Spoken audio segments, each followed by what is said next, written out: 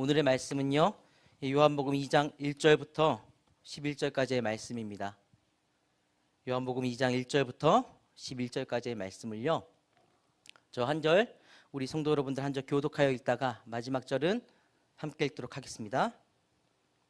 그럼 저 먼저 읽겠습니다. 하나님의 말씀입니다. 사흘째 되던 날 갈릴리 가나에 혼례가 있어 예수의 어머님도 거기 계시고 예수와 그 제자들도 혼례의 청함을 받았더니 포도주가 떨어진지라 예수의 어머니가 예수에게 이르되 저들에게 포도주가 없다 하니 예수께서 이르시되 여자여 나와 무슨 상관이 있나이까 내 때가 아직 이르지 아니하였나이다.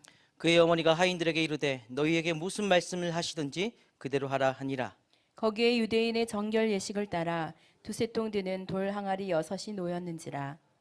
예수께서 그들에게 이르시되 항아리에 물을 채우라 하신즉 아기까지 채우니 이제는 떠서 연회장에게 갖다 주라 하심에 갖다 주었더니 연회장은 물로 된 포도주를 맛보고도 어디서 났는지 알지 못하되 물 떠온 하인들은 알더라.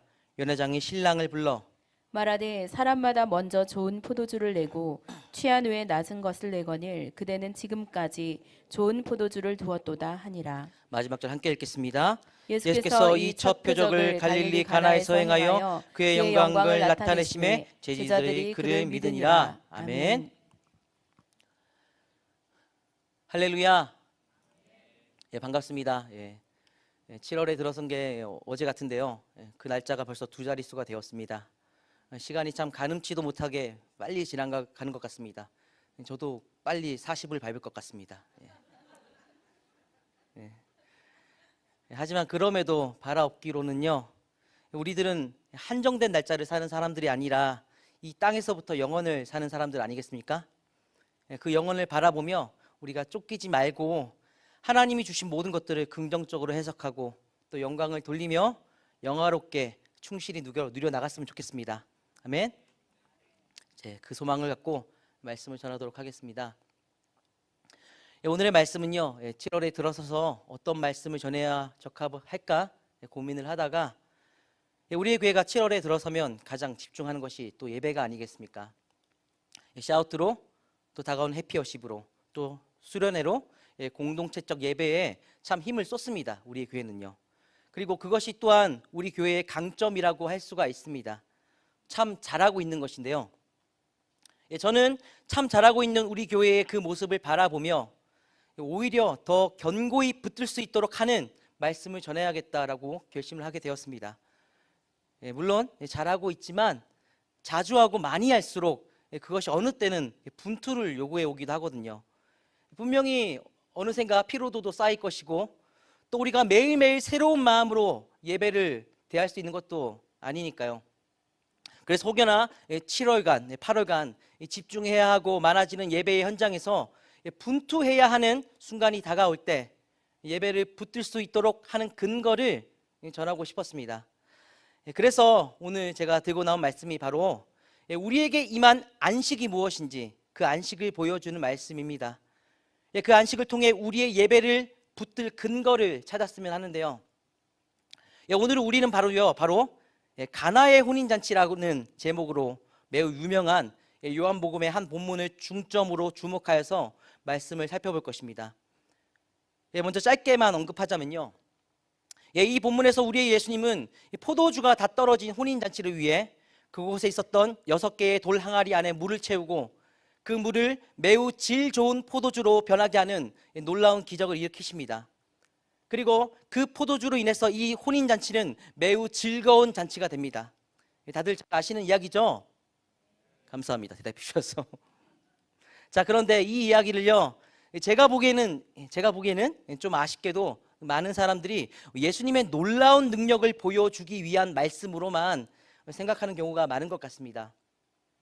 물론 이 이야기에서 예수님의 놀라운 능력이 드러나는 것은 사실입니다. 하지만 그렇게만 바라본다면 어쩌면 예수님께는 안타까워하실 것도 같습니다. 실제 이 이야기는요, 예수님의 놀라운 능력보다 예수님이 우리에게 완성하여 주신 안식을 알려주기 위한 말씀이거든요. 이 이야기에서 예수님이 우리에게 완성하여 주신 안식이 드러납니다. 물론 안식의 전체적인 요소를 다 보여준다기보다는 이 안식의 특정적인 요소를 집중하여서 보여주고 있긴 한데요. 자, 그럼에도 우리에게 임한 안식이 무엇인지, 우리가 지켜내야 할 안식이 무엇인지 너무나 선명히 표현하고 있기 때문에 함께 살펴보고자 합니다. 모쪼록 집중해 주시길 바랍니다.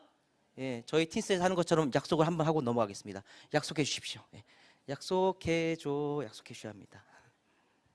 이렇게 하면 3분의 2는 안 졸더라고요. 자, 그럼 우선은요, 이 가나의 혼인잔치 이야기가 어떻게 안식에 관한 이야기가 되는지 그것부터 설명을 하도록 하겠습니다. 왜냐하면 오늘 본문 말씀 가나의 혼인잔치 이 이야기 하나만 두고 보면 이게 대체 왜 안식에 관한 이야기인지 사실 잘 파악되지가 않습니다. 이 요한복음을 쓴 사도 요한이 특이하게도 오늘 말씀을 요한복음 1장에서부터 연결하여서 전체적으로 보았을 때만 그 의미를 파악할 수 있도록 의도적인 구성을 해놓았기 때문입니다. 예를 들자면요, 마치 그림 퍼즐을 맞춘다고 할 때 한 조각 한 조각만 갖고서는 그것이 무엇인지 알 수가 없지만 그 조각들을 다 맞추었을 때 어떤 그림인지 환히 알 수가 있잖아요. 그것처럼 이 조각을 맞추어야지만 의미를 알 수 있도록 요한이 구성하였다는 것이죠. 그래서 이 요한복음 1장부터 오늘 가나의 혼인잔치 그 이야기까지를 다 연결해서 봐야지만 그제서야 오늘 말씀이 무엇에 대한 이야기인지 알 수 있다는 것입니다. 자, 그래서 1장부터 한번 살펴보게요. 여러분 잘 아시겠지만 요한복음 1장에서는 그 처음 태초에 말씀이 하나님과 함께 계셨고 그로 말미암아 세상은 지은 바 되었다라고 말하며 예수님이 바로 하나님이시며 이 세상을 창조하신 창조주이심을 먼저 설명합니다. 자, 그리고 예수님이 창조의 하나님이시다라는 이 설명은요, 이 요한복음의 시작에 있어서 굉장히 중요합니다. 예수님이 창조의 하나님이다. 자, 왜냐하면 이 구약의 창조주 하나님은 이 구약의 창조뿐만 아니라 신약의 재창조를 이루시는 분이시기도 하기 때문입니다. 즉 여러분, 이 구약 창세기에서 완전한 안식의 세상을 창조하신 그 하나님, 곧 예수님께서 신약 시대에 다시 한번 완전한 안식의 세상을 재창조하신다는 것입니다. 다시 한번 재창조하세요. 자, 그렇다면 예수님의 그 재창조가 과연 어떻게 나타날까요? 자, 요한복음 1장 12절 13절 말씀부터 한번 보도록 하겠습니다. 같이 읽겠습니다. 시작. 영접하는 자 곧 그 이름을 믿는 자들에게는 하나님의 자녀가 되는 권세를 주셨으니 이는 혈통으로나 육정으로나 사람의 뜻으로 나지 아니하고 오직 하나님께로부터 난 자들이니라. 아멘. 여러분 지금 이 요한복음의 구절은요, 우선 예수님이 재창조하시는 대상이 누구인지를 그것을 설명합니다. 혈통으로나 육정으로나 사람의 뜻으로 나는 것이 아니라 오직 하나님께로부터 나음을 받아 하나님의 자녀가 되게 하신다. 그리고 그 자녀들은 예수님의 이름을 믿는다. 자, 그러니까 예수님이 이루시는 재창조는 쉽게 말해서 지금 우리와 같은 성도들을 재창조하시는 것입니다. 하나님께로부터 나서 예수의 이름을 믿고 하나님의 자녀가 된 자들, 바로 우리 성도가 재창조된다는 것이죠. 자, 그래서 예수님의 재창조를 다룬 요한복음 1장의 내용을 계속 이어서 보면요, 이 이후로 예수님과 예수님의 재창조를 받은 성도들이 함께 등장하게 됩니다. 자, 그런데 여기서 중요한 게요, 그냥 등장하는 것이 아니라 어떤 특정한 날짜에 맞춰서 등장을 합니다. 창세기의 창조가 날짜에 맞춰서 진행이 되듯 이 요한복음의 저자인 요한이 예수님의 재창조 역시도 창세기의 창조처럼 날짜에 맞춰서 배치한 것입니다. 이 날짜에 맞춘 재창조가 오늘 주제 본문인 가나의 혼인잔치 사건이 담고 있는 그 의미를 파악하는데 엄청난 힌트를 주거든요. 자, 이것을 유념하면서 한번 살펴보도록 하겠습니다.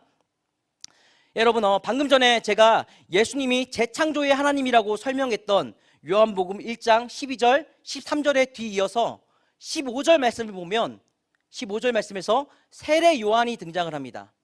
자, 그리고 그 세례 요한은 당시 사람들을 향해서 그분이 나의 뒤에 오실 것이다 라면서 자신의 뒤에 오실 예수님을 미리 증언하고 있었습니다. 자, 그리고 그 증언의 장면 이후 바로 예수님이 어떤 특정한 날짜에 등장하시며 이 세례 요한과 서로 만나게 됩니다. 자, 요한복음 1장 29절 말씀을 같이 한번 읽어보겠습니다. 시작. 이튿날 요한이 예수께서 자기에게 나아오심을 보고 이르되 보라 세상 죄를 지고 가는 하나님의 어린 양이로다. 아멘. 자, 그러니까 세례 요한이 사람들에게 예수님을 미리 증언하고 있었던 그 장면을 첫째 날로 한다면 그 이튿날인 둘째 날에 예수님과 세례 요한이 서로 만난 것입니다. 자, 그리고 예수님을 만난 세례 요한은 예수님을 보며 이런 고백을 합니다. 보라, 세상 죄를 지고 가는 하나님의 어린 양이다. 자, 그러니까 예수님이 나타나자 그 예수님을 알아보고 예수님에 대한 신앙을 고백하는 성도가 등장한 것입니다. 첫째 날에서 둘째 날을 거치면서 말입니다. 자, 그리고 다음으로 예수님과 예수님의 재창조를 받은 성도가 또다시 특정한 날짜에 맞춰서 등장을 하는데요. 자, 요한복음 1장 35절과 40절, 41절의 말씀입니다. 같이 읽겠습니다. 시작. 또 이튿날 요한이 자기 제자 중 두 사람과 함께 섰더라. 두 사람 중에 하나는 시몬 베드로의 형제 안드레라. 그가 말하되 우리가 메시아를 만났다 하고. 자, 그러니까 세례 요한과 예수님이 만났던 그 날을 둘째 날로 해서 바로 그 이튿날, 즉 셋째 날에 예수님은 시몬 베드로의 형제 안드레를 만나십니다. 자, 그리고 예수님을 만난 안드레는 세례 요한이 그랬던 것처럼 자신이 알아본 그 예수님을 메시아, 그러니까 그리스도이시다 라고 신앙 고백을 합니다. 이렇게 또 성도가 창조되는 거예요. 자, 그리고 이어서 또다시 예수님과 예수님의 재창조를 받은 성도들이 또다시 특정한 날짜에 맞춰서 등장을 하게 되는데요. 자, 요한복음 1장 43절과 45절, 49절 말씀을 읽겠습니다. 시작. 이튿날 예수께서 빌립을 만나 빌립이 나다나엘을 찾아 이르되 모세가 율법에 기록하였고 여러 선지자가 기록한 그 일을 우리가 만났으니 나다나엘이 대답하되 당신은 하나님의 아들이시요 당신은 이스라엘의 임금이로소이다. 아멘. 자, 그러니까 방금 전에 예수님이 안드레와 만났던 그 날을 셋째 날로 해서 또다시 그 이튿날 곧 넷째 날에 예수님은 빌립과 나다나엘을 만나십니다. 자, 그리고 그중 빌립은 예수님을 모세가 율법에 기록하였고 여러 선지자가 기록한 그 사람이다라고 신앙을 고백하였고요. 또 나다나엘은 예수님을 하나님의 아들이요 이스라엘의 임금이다라고 역시나 자신들이 알아본 그 예수님에 대한 신앙을 고백합니다. 자, 그리고 여러분 여기까지가 요한복음 1장의 내용입니다. 여러분 이렇게 지금까지 살펴보았듯이 특정한 날에 첫째 날, 둘째 날, 셋째 날, 넷째 날, 이 4일째 되는 날까지 예수님과 지금 우리처럼 예수님을 알아보기 때문에 그 예수님에 대한 신앙을 고백하는 성도들이 등장한다는 것입니다. 곧 성도들이 재창조된다는 것입니다. 4일 동안 말이죠. 자, 그리고 여러분 그 4일에 뒤이어서 드디어 오늘 주제 본문인 가나의 혼인잔치 이야기가 이어지게 됩니다. 그리고 이 혼인잔치도 역시나 어떤 특정한 날짜에 열리게 되는데요. 자, 요한복음 2장 1절 말씀을 같이 한번 읽어보도록 하겠습니다. 시작. 셋째 날에 갈릴리 가나에서 결혼잔치가 있었다. 예수님의 어머니가 거기에 있었고. 여러분 보시면요, 오늘의 주제 본문 말씀은 이렇게 시작하고 있습니다. 셋째 날에. 자, 그러니까 앞서 예수님과 신앙 고백을 하였던 성도들이 등장했던 그 4일에서 3일이 더해졌다는 것입니다. 자, 그렇다면 초등학생처럼 간단한 덧셈을 해서 4 플러스 3을 하면 몇째 날이 되나요? 예, 맞습니다. 7일째가 되는 날입니다. 곧 안식일입니다. 예, 안식일에 가나에서 열린 혼인잔치의 이야기가 나타나는 것입니다. 즉 여러분 여기까지 요약하자면 이런 구성이 될 것입니다. 요한복음 1장의 초반부에는 예수님을 창조주 하나님이라고 예수님의 정체를 설명합니다. 그리고 그 창조주 예수님은 재창조를 시작하십니다. 바로 우리처럼 예수님을 향한 신앙을 고백하는 성도들을 재창조하시죠. 그리고 그 재창조를 시작하고 일곱 번째 날, 재창조의 7번째 날인 안식일에는 바로 혼인잔치가 열립니다. 곧 7일간의 창조와 안식이죠.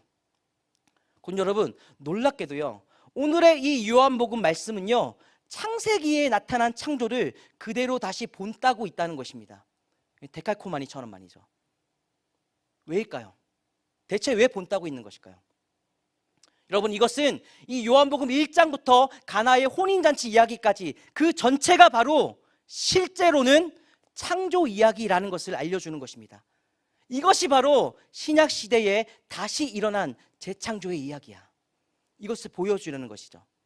자, 그렇다면 여러분, 여기서 중요한 것이, 여러분, 제가 지금 요한복음 1장부터 2장의 가나의 혼인잔치 이야기까지 그 전체가 신약의 재창조라고 말씀드리지 않았습니까? 자, 그렇다면 우리가 그 창조의 마지막 7일째에 나타난 이 혼인잔치 이야기를 통해서 과연 무엇을 알 수 있을까요? 이 혼인잔치 이야기를 통해서 무엇을 알 수 있을까요? 7일째에 나타난, 당연히 그 7일째의 날 우리의 예수님께서 재창조하시고 완성하신 안식이 과연 어떤 모습인지를 알 수가 있습니다. 이 이야기가 7일간의 창조 이야기라면 당연히 마지막 날인 7째 날에는 창조가 완성된 안식일의 광경들이 나타난다는 것입니다. 자, 그렇다면 지금부터 그 혼인잔치를 통해, 그 혼인잔치의 모습을 통해 그 안식의 광경을 지금부터 한번 살펴보도록 하겠습니다. 이 광경들이 매우 중요합니다. 왜냐하면 오늘 우리가 꼭 새기고 붙들어야 하는 광경이기 때문입니다. 제가 지금부터 그 광경을 4가지로 정리해서 전하도록 하겠습니다. 몇 가지로요? 4가지를 다 들을 때까지 조심하면 안 된다는 겁니다.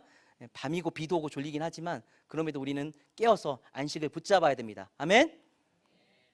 자, 그럼 먼저 요한복음 2장 2절 말씀을 보도록 하겠습니다. 같이 한번 읽어볼까요? 준비, 시작. 예수와 그 제자들도 혼례의 청함을 받았더니. 아멘. 여러분, 오늘 본문 말씀 그 7일째의 안식일 가나의 혼인잔치 날입니다. 예수님은 제자들과 함께 초청을 받아 혼인잔치에 들어가게 됩니다. 즉 앞서 예수님에 대한 신앙 고백을 하였던 그 제자들, 즉 성도들과 예수님이 함께 가나의 혼인잔치 안으로 들어간다는 것입니다. 자, 그리고 여러분, 이것이 바로 안식의 그 첫 번째 광경입니다. 즉 여러분, 첫 번째로 예수님이 재창조하신 안식은 예수님과 그의 성도가 함께하는 안식이라는 것입니다. 아멘. 자, 왜냐하면 이 다음 장면들에서도 계속해서 드러나겠지만 예수님이 재창조하신 안식은요, 예수님과 성도들 중 어느 한쪽이 없으면 결코 이루어지지 않는다는 것입니다. 예수님이 창조하신 안식에는 성도인 우리가 반드시 필요합니다. 예수님은 당신의 안식에서 우리를 결코 소외시키지 않습니다. 그래서 그 안식을 이루고자 예수님은 성도인 제자들과 함께 혼인잔치로 들어가시게 됩니다. 이것이 첫 번째 특징이고요. 자, 그런데요, 바로 여기서 매우 큰 문제가 생겨나게 됩니다. 오늘 본문의 상황을 보면요, 예수님과 제자들이 함께 들어갔던 그 혼인잔치에 사람들이 마셔야 할 포도주가 다 떨어졌던 것입니다. 잔치에서 사람들이 마실 포도주가 없다, 이것을 결코 안식이라고 말할 수가 없을 것입니다. 온전한 상태의 혼인잔치라고 할 수가 없을 것입니다. 자, 그래서 예수님의 어머니 마리아는 예수님께 이런 요청을 하게 되죠. 잠깐 성대모사를 해보자면, 예수야, 이 잔치에 포도주가 떨어졌으니 네가 좀 해결을 해보아라. 죄송합니다. 포도주가 없으면 이 혼인잔치는 안식의 잔치가 될 수 없는 것이죠. 자, 그런데요, 여기서 문제는요, 이 포도주가요 결코 그냥 주어질 수 있는 것이 아니었습니다. 이 포도주는 사실 예수님의 입장에서는 단순한 포도주가 아니었기 때문이죠. 자, 그래서 4절 말씀 예수님은 이렇게 말씀하십니다. 다시 같이 읽겠습니다. 시작. 예수께서 이르시되 여자여 나와 무슨 상관이 있나이까? 내 때가 아직 이르지 아니하였나이다. 아멘. 내 때가 아직 이르지 아니하였나이다. 여러분, 여기서의 내 때라는 것은요, 바로 예수님의 십자가의 때를 의미합니다. 요한복음에서는 오늘 본문뿐만 아니라 예수님께서 나의 때가 오지 않았다고 때를 지정하여서 말씀하시는 장면이 여러 차례 나타나는데요, 아직 오지 않은 예수님의 그 때가 바로 십자가의 때를 가리킵니다. 이 때가 점점 갈수록 선명해져요. 자, 그러니까 지금 예수님께서는 이 혼인잔치를 안식의 잔치가 되도록 만드는 그 포도주가 바로 십자가의 때를 거쳐야지만 주어진다고 설명하시는 것입니다. 곧 예수님께서 십자가를 감당해야만 참된 안식의 잔치가 이루어진다는 것이죠. 하지만 다들 아시다시피 아직 요한복음의 초반부이기 때문에 예수님이 십자가에 달리시려면 한참이 남았습니다. 자, 그렇게 이 사건에서 예수님은 미래에 오르시게 될 그 십자가를 가정하시고 그 십자가 사건 이후에 이루어지게 될 안식을 미리 그들에게 보여주기로 하십니다. 안식을 미리 보여주시기 위해 예수님은 십자가의 때가 되지 않았음에도 물을 포도주로 바꾸는 기적으로 이 잔치를 안식의 잔치가 되도록 하는 그런 포도주를 베풀어 주게 되시는 것이죠. 자, 그렇다면요 여러분, 미리 보여주는 이 안식의 잔치에서 미리 보여지는 이 안식의 잔치에서 과연 어떤 광경들이 또 펼쳐지게 될까요? 자, 그럼 다음으로 두 번째 광경을 5절과 7절 말씀을 통해 보도록 하겠습니다. 같이 읽습니다. 시작. 그의 어머니가 하인들에게 이르되 너희에게 무슨 말씀을 하시든지 그대로 하라 하니라. 예수께서 그들에게 이르시되 항아리에 물을 채우라 하신즉 아기까지 채우니. 여러분, 이 미리 보여지는 안식의 잔치에서 두 번째로 어떤 광경이 나타납니까? 이 잔치에는요, 예수님이 말씀하시자 그 말씀을 따라 항아리에 물을 채우는 하인들이 나타납니다. 곧 이 안식의 잔치에는 예수님의 말씀에 순종하는 종들이 있습니다. 즉 예수님의 말씀에 순종하는 우리와 같은 사람들이 있다는 것입니다. 아멘. 말씀하시는 예수님이 있고 순종하는 사람들이 있고 이 둘이 함께, 제가 앞서 얘기했죠, 함께 안식의 광경을 이루는 것이죠. 곧 여러분, 이것이 바로 안식일의 두 번째 광경입니다. 곧 예수님이 말씀하시면 너희에게 무슨 말씀을 하시든지 그대로 하라 하시니 그 말씀에 순종하는 사람들의 광경이 있다는 것입니다. 이것이 두 번째고요.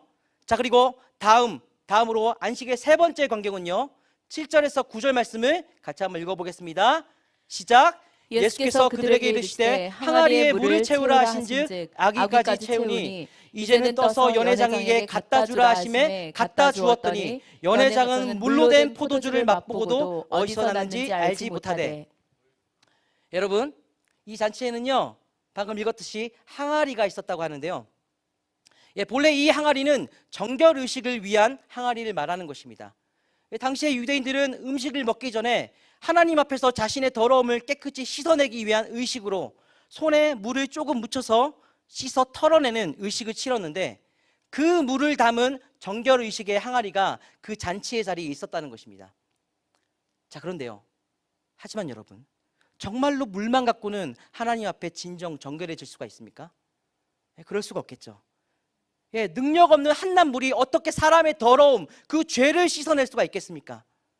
그리고 그 죄를 씻어내지 못한다면 예수님과 함께하는 안식의 잔치를 결코 누릴 수가 없습니다. 왜요? 본래대로라면 죄익은 거룩하신 하나님과 함께할 때 반드시 소멸당해서 죽으니까요. 바로 그래서 예수님은 당신의 성도들과 함께하고자 잔치의 자리에 있는 정결을 위한 항아리 안에 그 능력 없는 물을 무엇으로 바꾸십니까? 방금 전에도 말했지만 바로 포도주로 바꾸어내십니다. 그리고 그 포도주는 앞서도 언급했지만 단순한 포도주가 아니었습니다. 그 실체는 오직 우리의 죄를 씻어낼 수 있는, 십자가의 때를 지나야만 주어질 수 있는 예수님의 능력 있는 보혈을 상징하는 것입니다. 곧 여러분, 이 안식의 잔치에는 오직 십자가를 거쳐야만 쏟아져 나와서 우리의 죄를 깨끗하게 씻길 수가 있는 예수님의 보혈이 베풀어진다는 것입니다. 이 안식의 잔치에 예수님의 보혈이 베풀어져요. 아멘. 즉 여러분, 이 안식일의 잔치에는요, 세 번째로 우리들의 더러운 죄를 씻기고 정결케 하는 예수님의 보혈의 은혜가 베풀어지고 있습니다. 아멘. 꼭 기억하시고요. 자, 그리고 다음 네 번째는 9절과 10절 말씀을 함께 보겠습니다. 같이 읽습니다. 시작. 연회장은 물로 된 포도주를 맛보고도 어디서 났는지 알지 못하되 물돈 하인들은 알더라. 연회장이 신랑을 불러 말하되 사람마다 먼저 좋은 포도주를 내고 취한 후에 낮은 것을 내거든 그대는 지금까지 좋은 포도주를 두었도다 하니라. 아멘. 여러분, 이 잔치에는요, 지금 읽다시피 우선 이 보혈의 포도주가 누구로부터 베풀어졌는지 그것을 매우 잘 알고 있는 하인들, 즉 예수님의 종들이 나타나고요. 자, 그리고 또 그 예수님이 누구인지는 아직 잘 알지 못하지만 그대는 지금까지 좋은 포도주를 두었다며 이렇게 예수님이 포도주를 마련한 그 일을 접하고 그 일을 칭송하는 사람이 또한 나타납니다. 즉 여러분, 이 안식일의 잔치에는요, 네 번째로 예수님이 하신 일을 아는 사람들과 또 예수님이 하신 일을 칭송하면서 영광을 돌리는 사람이 있습니다. 예수님이 하신 일을 알고 영광 돌리는 사람들. 자, 그리고 여러분, 여기까지 이 네 가지가 바로 예수님의 재창조가 완성된 7일째 날 혼인잔치의 그 안식의 광경이라는 것입니다. 자, 그렇다면 여러분, 여기서 한번 정리하겠습니다. 정리해야지 잘 새기고 기억할 수 있기 때문입니다. 여러분들도 한번 지금까지 설명한 이 광경들을 떠올리면서 정리해 주십시오. 여러분, 지금까지 설명했듯 이 안식의 잔치에는요, 첫째로 예수님과 재창조를 받은 성도들이 함께하는 잔치입니다. 자, 그런데 그 잔치가 참으로 안식의 잔치가 되려면 예수님이 십자가의 때를 통과해야만 합니다. 그렇기에 아직 때가 되지 않았지만 예수님께서는 미래의 십자가를 가정하시면서 미리 안식의 잔치를 보여주셨는데, 그 미리 보여주신 안식의 잔치에서는 두 번째로 예수님의 말씀에 순종하는 사람들이 나타납니다. 자, 그리고 세 번째로는 우리의 죄를 씻을 수 없는 능력 없는 물이 아니라 우리의 죄를 씻을 수 있는 능력 있는 포도주, 즉 예수님의 보혈이 베풀어집니다. 자, 그리고 마지막 네 번째로 그렇게 능력 있는 보혈을 베풀어 주신 예수님을 알고 그 예수님이 행하신 일에 칭송하면서 영광을 돌리는 사람들이 등장합니다. 자, 이렇게 네 가지가 바로 예수님의 재창조가 완성된 7일째 날 안식일의 광경이라는 것입니다.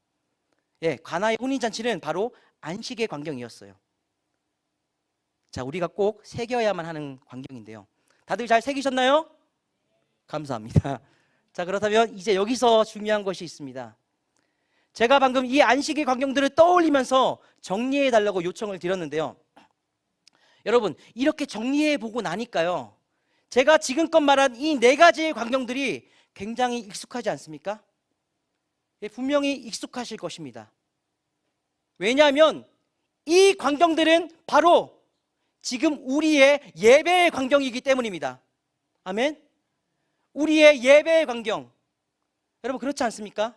예수님을 알아보고 신앙을 고백하는 성도들이 자신들에게 임재하시는 예수님의 영, 곧 예수님과 함께하는 잔치, 예수님의 말씀과 그 말씀에 순종하는 성도들의 잔치, 비록 죄인들의 공동체임에도 하나님과 함께할 수 있도록 십자가의 보혈의 은혜가 베풀어지는 잔치, 또 예수님이 이루신 구원의 일을 알고 있는 성도들과 또 아직은 예수님을 잘 알지 못하지만 예수님이 행하신 그 구원의 일을 접하고 칭송하는 새 신자들이 함께 모여서 영광을 돌리는 잔치. 여러분, 이 네 가지의 광경들 바로 우리가 드리는 예배의 광경인 것입니다. 아멘? 곧 오늘 우리의 예배가 바로 안식이라는 것이죠. 아멘? 자, 그리고 여러분, 바로 그렇기 때문에 저는 오늘 우리 모두를 향해서 강건하고자 하는 것입니다. 예, 금번 다가오는 이 7월, 8월간의 우리 교회의 모든 예배의 자리들을 분투하여서 꼭 지켜내 달라고 말입니다.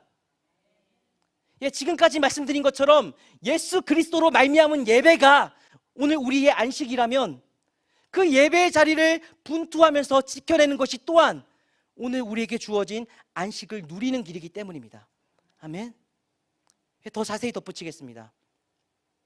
여러분, 오늘 말씀이 안식에 관한 말씀이기 때문에 우리가 이것을 꼭 짚고 넘어갔으면 합니다. 우리가 기존에 갖고 있는 안식의 이미지에 대해서 짚고 넘어갔으면 합니다. 이것을 꼭 짚어가야만 합니다. 자, 왜냐하면요, 사실 오늘의 이 본문은요, 제가 이 교회에 부임하고서 처음 맞이한 겨울 틴스 수련회 때 조금은 더 평이하고 쉬운 단어들을 사용하면서 우리 틴스 아이들에게 전했던 말씀입니다. 아마 아이들이 엄청 힘들게 들었을 겁니다. 예, 그 당시 저는 우리 아이들이 뻔히 졸겠다 싶으면서도 소리를 지르면서 일어나! 소리를 지르면서 이 본문을 꾸역꾸역 전했습니다.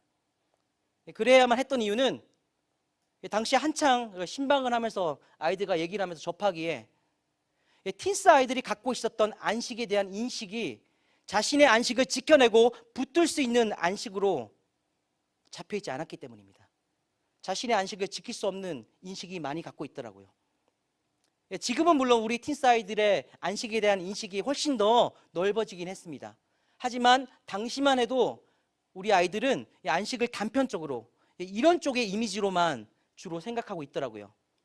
편안함, 즐거움, 행복, 기분 좋음, 고통 없음, 기쁨, 쾌락, 쉼, 그런 쪽의 이미지로 안식을 생각하고 있더라고요. 물론 틀린 건 아니죠. 하지만 편향되어 있었습니다. 그리고 아이들이 갖고 있던 그 이미지들을 제가 알게 되면서 제게 떠올랐던 종합적인 생각이 있었습니다. 무엇이냐면, 아이들이 갖고 있는 이 생각은 마치 술 취한 사람의 상태로 안식을 알고 있는 것이구나 하는 생각이요. 그렇지 않습니까? 편안하고 즐겁고 행복하고 기분 좋고 고통 없고 기쁘고 쾌락적이고, 여러분 저도 이 기분 너무 잘 알거든요. 예수님 믿기 전에 직장 마치고 회식하면서 일주일에 한두 번, 세 번, 어떨 때는 5, 5일까지 꼭 경험하던 기분이었거든요. 자, 그런데 여러분, 진정 예수님께서 우리에게 주시려는 안식이 이렇게 술 취한 자의 상태일 리가 있겠습니까? 물론 안식에 대한 이러한 이미지가 전부 다 잘못되었다는 것은 아닙니다. 분명 안식에는요, 희락적인 요소가 있습니다. 세상이 줄 수 없는 구별된 희락을 누리는 것이 안식이죠. 허나 안식에는 꼭 명심해야 할 또 다른 요소가 있습니다.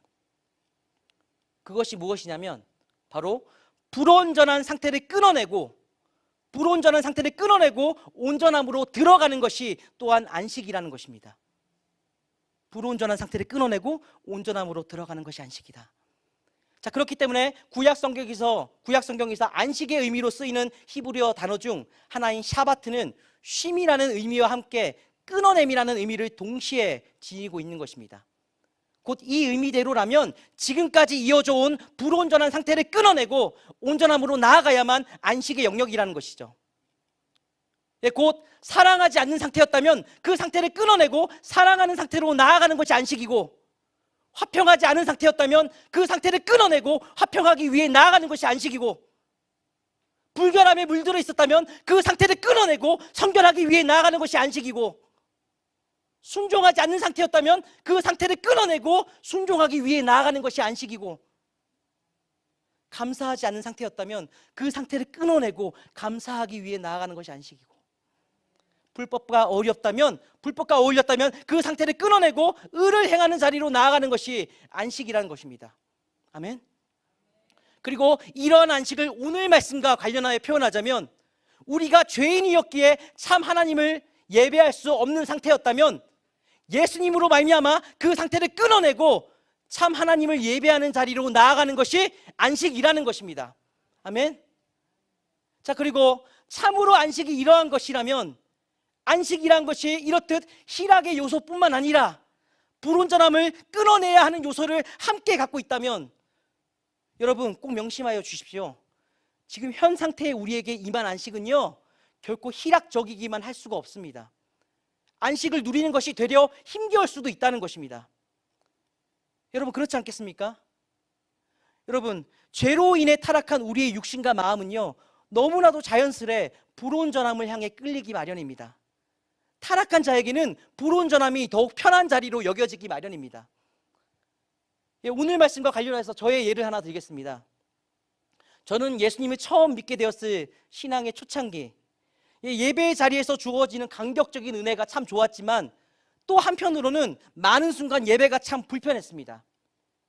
왜냐하면 나라는 존재보다 다른 누군가를 더 높이고 주인 삼는 것이 싫었거든요. 단상에서 선포되는 하나님이 너의 주인이라는 그 소리가 불편했거든요. 그 예배를 참여하고 견디는 것이 때로는 참 힘겹더라고요. 불온전한 죄인이기에 내가 나를 주인 삼는 그 불온전한 상태를 떠나는 게 싫었던 것이죠. 그래서 나의 주인됨을 꺾어내야 하는 예배가 참 힘겹더라고요. 자, 그런데 참 놀랍게도요, 지금 돌아보면 그 힘겨움의 실체가 바로 불온전함을 끊어내고 곧 불온전함을 샤바트하고 온전함으로 나아가는 안식의 누림이었던 것이죠. 그 힘겨웠던 예배가 안식의 영역이었던 것입니다. 그래서 그런 힘겨움도 안식이기 때문에 레위기 23장 32절과 같은 말씀에서는 이렇게 말하고 있습니다. 이는 너희가 쉴 안식일이라 너희는 스스로 괴롭게 하고, 이렇게 안식을 괴로운 경험으로도 표현하는 것입니다. 왜요? 불온전함을 끊어낸다는 것은 당연히 힘겨울 테니까요. 또한 그렇기에 성부 하나님의 말씀에 끝까지 순종하고자, 당신의 온전함을 지켜내고자 죄인이 아님에도 이 땅에서 수많은 고난을 겪어야 했던 그 예수님의 삶을 안식이 없었다거나 안식이 깨졌다고 표현하지 않는 것입니다. 왜요? 그 힘겨움에도 당신의 마음과 행동의 온전함을 지켜내셨으니까요. 그 성육신한 삶의 힘겨움도 예수님의 안식이었다는 것입니다. 자, 그리고 바로 그렇기에 저는 오늘 더더욱이나 예배를 향한 분투를 강건하고자 하는 것입니다. 7, 8월간의 샤우트, 수련회, 성경학교, 해피워십, 그 모든 예수님으로 말미암은 예배가 비록 어느 때에는 힘겹게 경험될지라도 그럼에도 그 예배의 자리를 모두가 놓치지 않으시길 말입니다. 아멘. 강권합니다. 예배를 놓치는 것은 곧 나에게 주어진 온전함의 기회를, 그 안식의 누림을 놓치는 것이니까요. 예배를 놓치면 안식을 놓칩니다. 아멘. 그러니 우리는 예배를 향해 분투해야 합니다. 힘겹더라도 우리에게 주어진 예배를 꼭 붙들어야 합니다. 아멘. 여러분, 저는요, 개인적으로 말이죠, 지금 우리의 이 시대가 예배와 관련해서는 너무나 안타까운 시대라고 생각을 합니다. 신앙적인 지식과 날카로움은 넘쳐나는데 그와 반비례로 예배를 향한 집중과 열망이 쪼그라들 대로 쪼그라든 그런 시기이기 때문입니다. 그런데 한편으로는요, 이 상황이 이해도 갑니다. 내 안에 어떤 갈망이 생겨나면 이를 잠깐 마취시킬 수 있는 유흥의 거리들이 지금의 세상에는 너무나도 넘쳐나니까요. 그래서 내가 드리는 예배를 되려 꼭 붙들지 못하고 귀하게 여기지 못하는 시대가 지금일 것입니다. 하지만 여러분, 그런 시기이기 때문에 더더욱이나 오늘 말씀을 깊게 새겨주십시오. 오늘 말씀에 예수님은 분명 우리에게 알려오신 것입니다. 우리가 예배드리는 그 광경들, 그 안식일의 잔치가 바로 너희가 나와 함께 혼인잔치 안에 들어가지 않았다면, 내가 십자가를 거치지 않았다면, 나의 보혈이 주어지지 않았다면 너희에게서 나타나지도 않았을 광경이라고 말씀하시는 것입니다. 우리의 예배의 광경이 그렇게 주어진 거예요. 여러분, 참으로 그러합니다. 왜냐하면 본래 우리는 죄인이기 때문입니다. 온전함을 꿈꾸기는커녕 온전함이 무엇인지도 몰랐던 죄인이기 때문입니다. 그런데 그런 우리에게 예수님으로 말미암아 온전함의 안식이 주어졌고, 그 안식이 바로 예수님으로 말미암은 예배였던 것입니다. 예배는 우리의 안식입니다. 우리의 온전함입니다. 아멘. 여러분, 우리에게 주어진 이 예배의 안식을 부디 우리는 귀하게 붙들 수 있길 바랍니다. 이 시대를 이겨낼 수 있길 바랍니다. 아멘. 자, 그리고 마지막으로 한 가지만 더 바란다면요, 제가 오늘 지금까지는 온전함을 이루는 안식을 강조했는데 그럼에도 거기에서만 멈추지 마시고요, 예배를 통해서 또한 희락적인 안식도 꼭 누리시길 간곡히 축원합니다. 여러분, 이것은요, 예배의 감격적인 경험을 말하고자 하는 것은 아닙니다. 무엇을 말하고자 하는 것이냐면 하나님의 형상을 말하고자 하는 것입니다. 하나님의 형상. 무슨 말이냐면요, 여러분, 우리의 하나님은요, 영원 전부터 변함없이 성부, 성자, 성령 삼위께서 나뉘지 않는 하나로 함께 계셨던 공동체적인 존재셨습니다. 함께 계셨어요. 자, 그리고 그 삼위께서는 영원 전부터 마치 잔치처럼 서로의 영광을 즐거워하며 서로의 영광을 섬기고 또 서로의 영광을 경배하며, 삼위께서는 이렇게 서로를 영화롭게 하는 예배의 형상을 이루고 계셨습니다.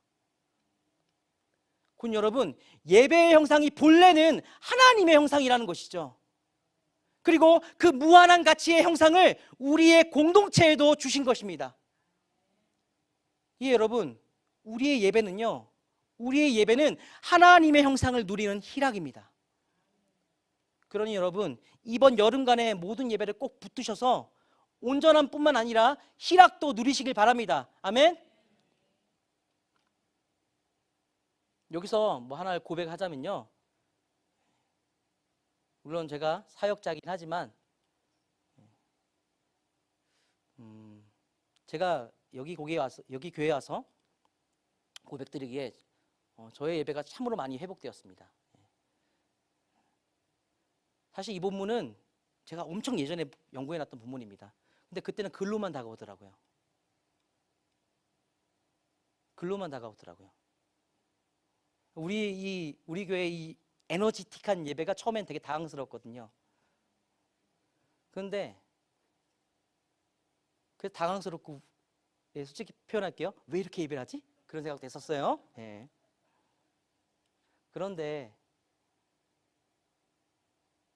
이렇게 예배해야 되더라고요.